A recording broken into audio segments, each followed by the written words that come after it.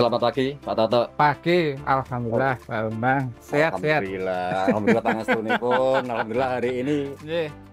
kita bisa ketemu dengan saudara kita Pak Haji Toto sebagai Alhamdulillah, amin, komisioner amin.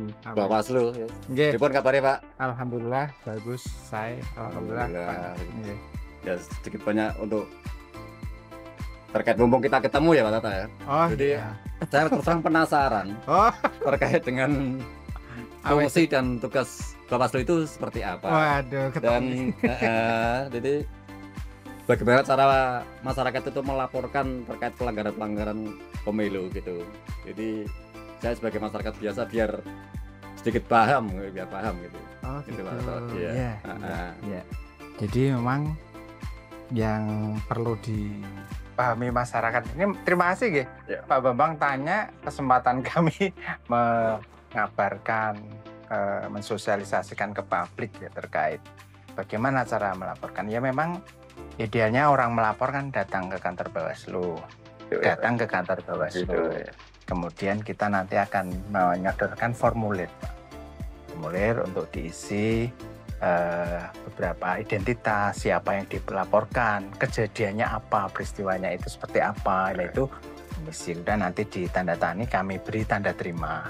Nah, setelah itu baru nanti dirapatkan pleno oleh pimpinan. Ini nanti kan ada bagian yang namanya penanganan pelanggaran. Nah, itu nanti baru kami plenokan. Jadi intinya gitu, Pak, cara melaporkan secara ideal nggih. Idealnya nggih pangsnya ngoten. Cuman kadang orang itu karena jaraknya jauh, Betul. rumahnya jauh, sementara peristiwanya masyarakat tuh inginnya segera tertangani. Nah, kami bulan ada nomor HP, nomor WA maaf, itu masyarakat bisa mengabarkan ke kami lewat saluran kami di WA itu. Gitu ya. Iya. Masalah kan gini, Pak. Ya.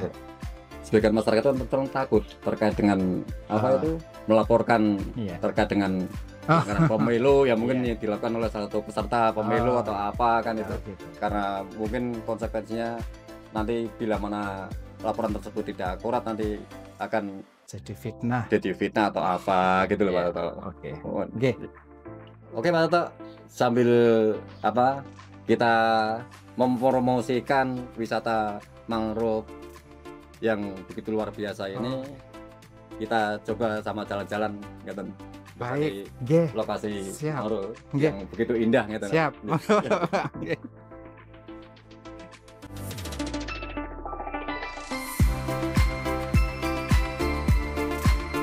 Kita lanjut ya Pak Toto ya, Iya. terkait dengan apa itu tadi Pelanggaran. pelanggaran pemilu. Terus yang keduanya ini saya sebagai masyarakat ya.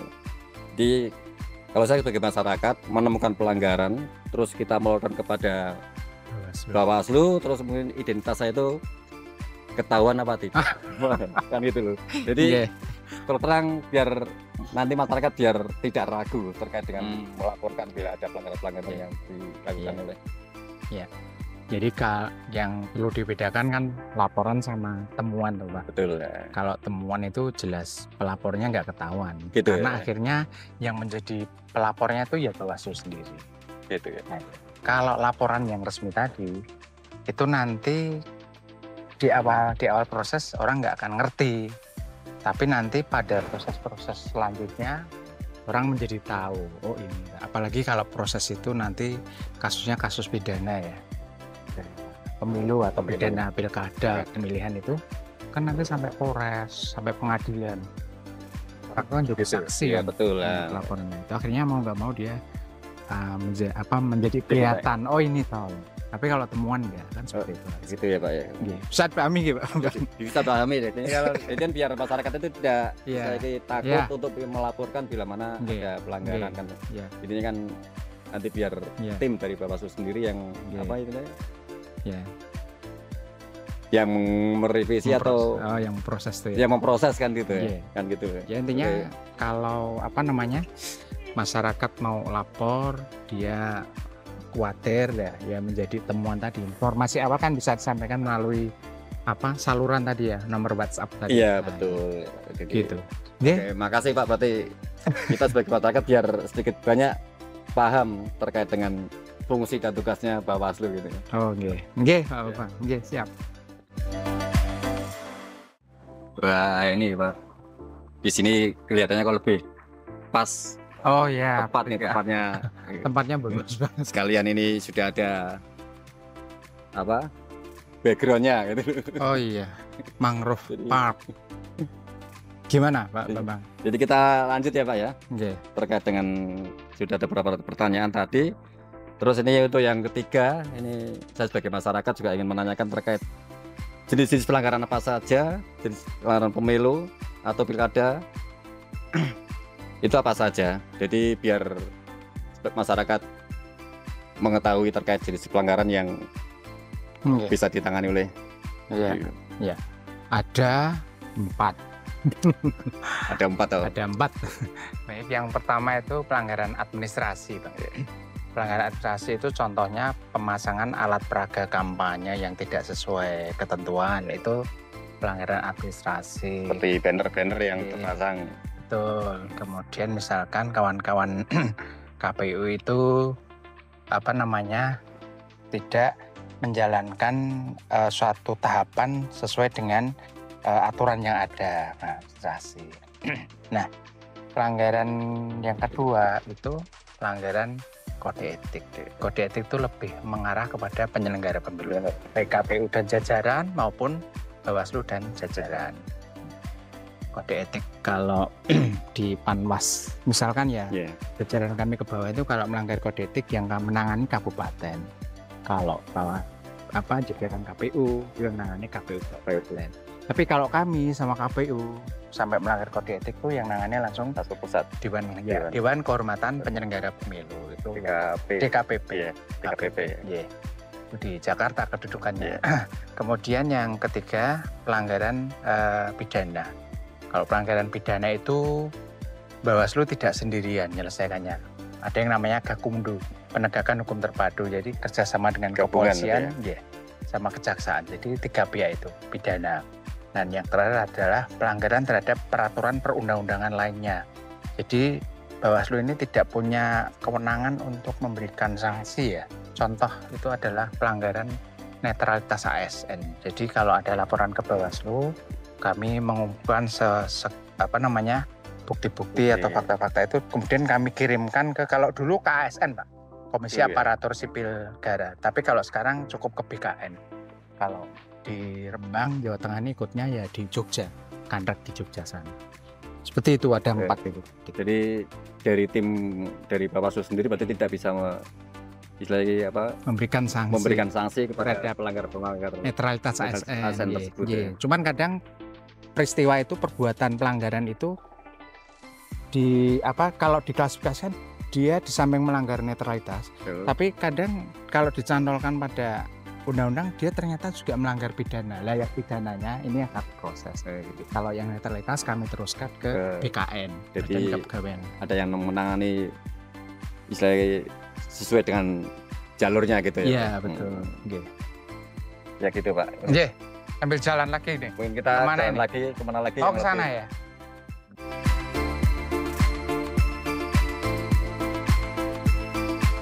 Ya kita lanjut Pak Toto. Nggih. Untuk season yang keempat itu kalau tadi kan terkait dengan jenis pelanggaran pemilu. Kalau sekarang yang keempat ini kan cara menangani jenis pelanggaran tersebut seperti apa. Jadi kita biar paham. Jadi gitu Pak Toto. Iya, cara menangani. Yang pertama yang perlu dipahami masyarakat itu limitasi atau waktu itu diatur sedemikian rupa. Kalau pemilu sama pemilihan atau pilkada itu beda. Pemilu itu waktunya lebih longgar. Jadi 7 plus 7 sampai 14 hari. Tapi kalau pilkada 3 plus 2 hanya 55. Lebih cepat berarti. Ya, harus sedang rampung. Nah, gitu. Soalnya kalau kami melebihi waktu yang diatur undang-undang itu, kami bisa kasus. Gitu ya. Melanggar etik. Secara prosedur kami menyalahi gitu. Nah, kalau ada laporan itu kan memang kewajiban kami harus rapat pleno pimpinan. Kami harus segera membuat satu kesimpulan, ini lapornya itu peristiwanya peristiwa pelanggaran apa. Soalnya kalau pelanggaran pidana itu kan kami harus segera koordinasi sama Polres dan Kejaksaan mengatur waktunya itu, sementara kita dibatasi waktu. Nah itu seperti itu mempersiapkannya melalui rapat pleno. Nah di dalam penanganannya itu nanti Bawaslu akan melakukan serangkaian proses pembuktian. Jadi kita memanggil pihak yang memang ya terkait. Mungkin saksinya, mungkin yang diduga pelakunya itu, atau terlapor ya kalau di istilah yang terlapornya itu tadi. Kemudian kita juga mengklarifikasi si pelapornya tadi.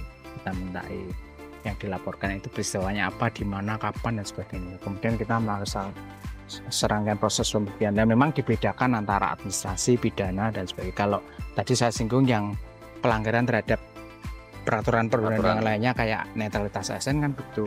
Kami plenokan melakukan proses pembuktian, fakta-fakta dan bukti ini kami kirim ke BKN. Nah, tapi kalau pidana enggak.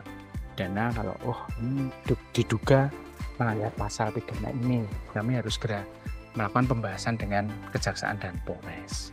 Nah, kalau memang kasus itu terbukti secara hukum, ya nanti kami kami teruskan di Polres, ya, polisi. Ya dinaikkan tingkat penyidikan.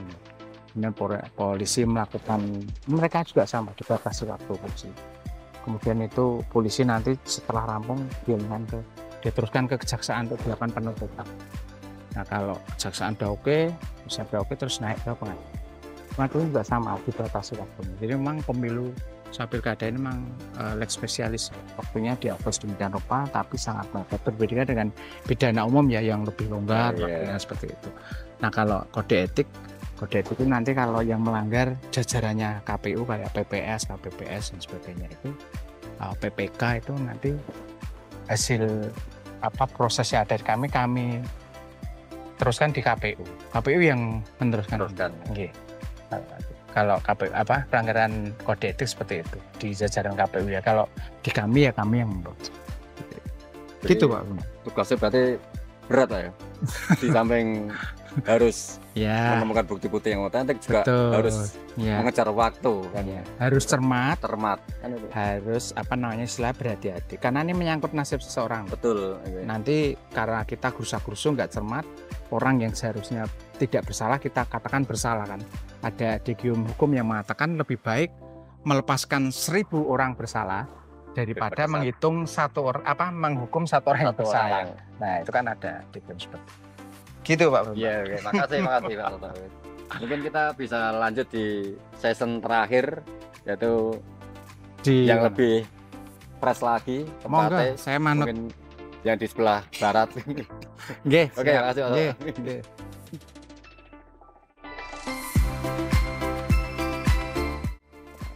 Oke Pak Toto, kita lanjutkan di season terakhir nih ya. Terkait dengan apa yang selama ini menjadi ganjalan dari masyarakat itu. Agar transparan, bagaimana cara masyarakat bisa memantau proses terkait dengan pelanggaran tadi ya? Pelanggaran tadi Pak. Oh gitu ya. Jadi kita biar masyarakat biar tahu itu. Oh ya. Yang bisa dilakukan ya masyarakat bisa memantau langsung ya. Misalkan mendatangi kantor Bawaslu nggak apa-apa. Tanya aja kasus yang kayak gini sampai di mana, pasti nanti dijelaskan. Gitu ya. Atau Bawaslu itu setiap menangani kasus dia membuat satu rilis. Nah, kita edarkan di medsos biasanya. Medsos nanti teman-teman netizen itu pada baca sampai di mana. Tapi pada prinsipnya untuk menjaga transparansi itu jika masyarakat mau datang ke kantor Bawaslu menanyakan itu secara baik itu malah senang, artinya kami malah dibantu oleh mereka biar saling terbuka kan Pak, nggak saling mencurigai. Mereka nanti dengan dia tanya ke Bawaslu dijawab dengan bukti-bukti itu, kemudian dia akan ngomong keluar, oh sudah sampai di sini baru klarifikasi terhadap para saksi, malah bagus kami kan seperti itu. Jadi untuk menjaga transparansi. Ya, gitu. Mungkin ada tambahan ya Pak? Gimana? Misalkan apakah Bawaslu juga selama ini juga mungkin menggandeng entah itu ormas, entah itu komunitas untuk apa mensosialisasikan terkait dengan mau pilkada maupun pemilu gitu Pak. Oh iya, itu malah perintah undang-undang pengawas pemilu partisipatif, pengawas partisipatif. Gitu ya? Jadi masalah pengawasan pemilu dan pemilihan atau pilkada itu berbasis masyarakat sipil. Itu malah diperintahkan oleh undang-undang. Jadi Bawaslu itu caranya gimana? Bawaslu memberikan edukasi ke masyarakat yang ya kayak gini. Pelanggaran itu apa aja, nanti jenisnya kayak apa. Dengan masyarakat itu tahu jenis pelanggaran, oh itu melanggar atau enggak, itu masyarakat segera bisa menyampaikan ke Bawaslu, misalkan lewat WA. Betul. Misalkan nih ada alat peraga kampanye masangnya di depan masjid atau tempat ibadah, itu kan pelanggaran. Masyarakat tahu, oh Bawaslu pernah bilang kalau memasang APK nggak boleh di depan tempat ibadah. Nah, dia menyampaikan Bawaslu, setelah di foto lokasi di mana. Nah itu nanti Bawaslu paling cepat langsung, oh di kecamatan ini, desa ini, langsung ngabari sana. Tolong itu dicek bener apa enggak gitu. Artinya seperti itu, untuk mempercepat itu salah satu melibatkan masyarakat itu malah didorong, bahkan undang-undang memerintahkan itu tadi. Betul, makanya kan karena di Kabupaten Rembang sendiri memang terkait komunitas baik yang sosial maupun ormas kan itu banyak, makanya kan bila mana saya sebagai masyarakat berharap nanti Bawaslu bisa menggandeng entah itu komunitas, entah itu istilahnya itu ormas. Gini kok memang supaya masyarakat sendiri bisa membantu mensosialisasikan tugas Bawaslu untuk masyarakat terkait apa-apa yang menjadi tugas Bawaslu itu masyarakat biar tahu. Gitu Pak ya. Yang jelas pemilu sama pilkada itu kerja-kerja orkestra. Jadi iramanya biar enak, itu kunci suksesnya bukan hanya di KPU Bawaslu, tapi juga peran serta masyarakat, kemudian teman-teman di komunitas tadi, kemudian media massa atau kawan-kawan media, terus ada juga dari peserta sendiri, partai politik. Kalau kita sudah atur rapi sedemikian, kalau pesertanya melanggar kan juga nggak enak kan, orkesnya jadi nggak enak didengarkan kan, seperti itu. Gitu Pak Bambang. Ya oke. Ya intinya terima kasih Pak Toto atas penjelasan telah panjenengan sampaikan. Iya, sama-sama. Nopo yang panjenengan sampaikan itu bermanfaat buat bagi saya sendiri maupun masyarakat pada umumnya. Gitu. Amin. Saya juga matur nuwun ya. Terima kasih Pak Bambang berkenan bertanya di tempat yang menurut saya ini bagus sekali potensinya Rembang. Apa namanya, hutan mangrove ya? Mangrove di pasar di kita bisa eksplor sampai ke dalam karena sini ada jalan ya dari kayu pokoknya kan seperti itu. Makanya panjenengan mungkin Bapak belum pernah lihat tempat seperti ini ya. Kita ajak ke sini. Mungkin teman-teman biar memperkenalkan wisata yang potensial di Kabupaten Rembang. Mungkin teman-teman Bawaslu dari luar kota yang perlu diajak ke sini. Monggo. Terima kasih.